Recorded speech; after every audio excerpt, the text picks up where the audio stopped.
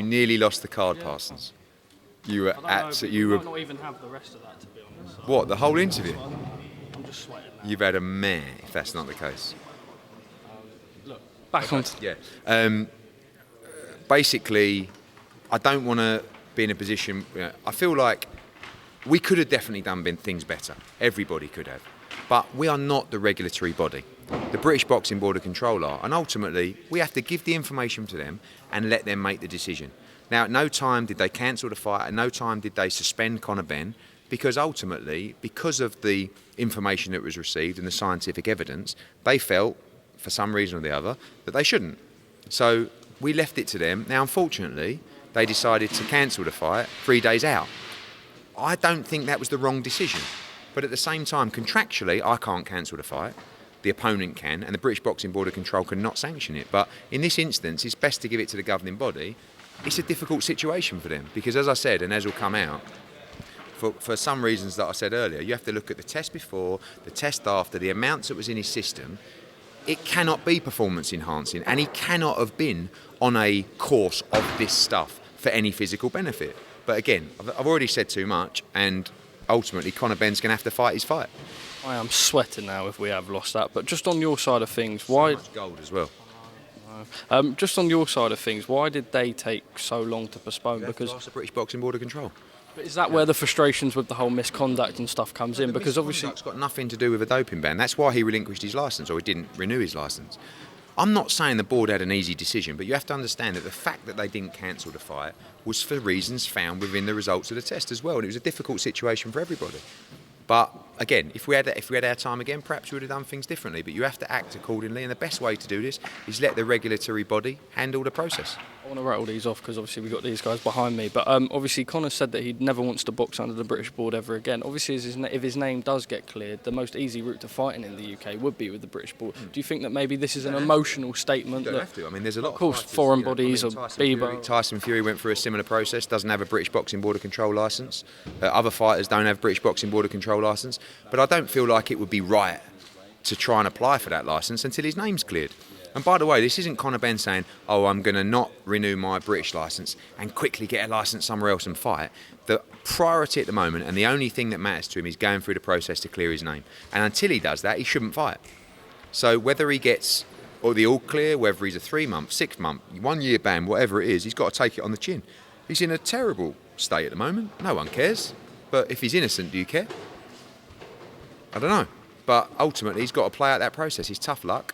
And, he's got to go through it now and deal with it because people won't accept him being back in the ring until he's been through that process. Simon Jordan, I feel like I'm asking you this every day now, but he's come back and he said that your team asked for the slot to be with Laura Woods on TalkSport, that you have a strange relationship with The Truth, that you never met in Spain, that you didn't meet at Leyton Orient, and that he never had earrings. Well, the one thing that I will say is that I got the earrings wrong. Okay, he actually said we met when he gave me a mobile phone. Actually not true. I'll tell you the story. A bit boring, Parsons, but I'll tell it to you anyway. I used to work for a company called LEA, Duncan Goodhue's company. This was back in, I want to say 1998. You're working for someone, Edward? Yeah, I know. Tell me about it, Parsons. And, I had it rough, I did. And 1999 or something like that. Anyway, someone in the office knew Simon Jordan. He had a company called Mobile Phone Centre. His very successful company. It was an amazing what he did with that business. They said to me, I said I needed a new phone. They said, my friend owns a phone shop. So anyway, Simon Jordan really kindly spoke to me on the phone and sorted me out a phone. And a phone number, really good phone number, which I still have today, remarkably. 20 years plus on. Okay? Now, after that, I saw him in Marbella, and I went over to him, whether he had a few or not. I thanked him for the phone. I thought he had earrings in. I'm really sorry.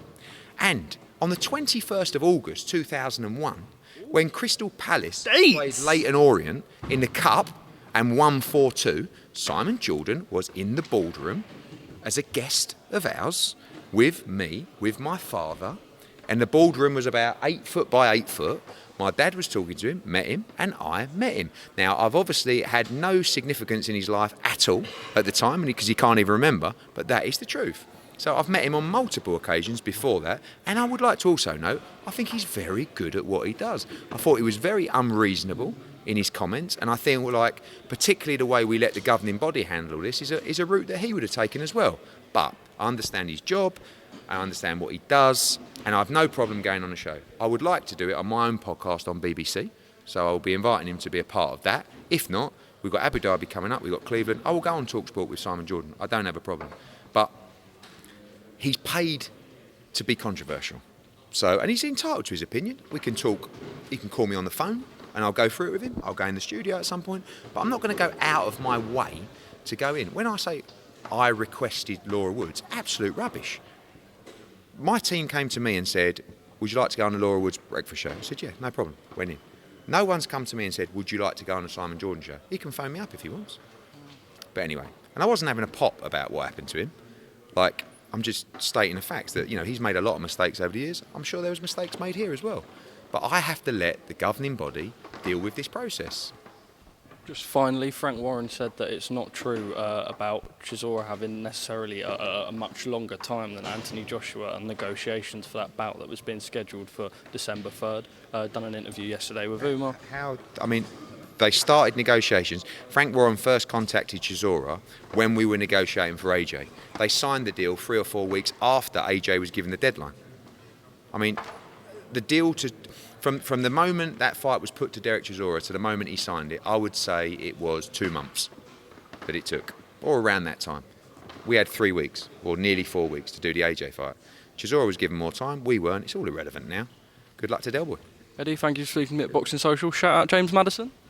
Madders is a top boy. Loves you, Parsons. Why wouldn't he?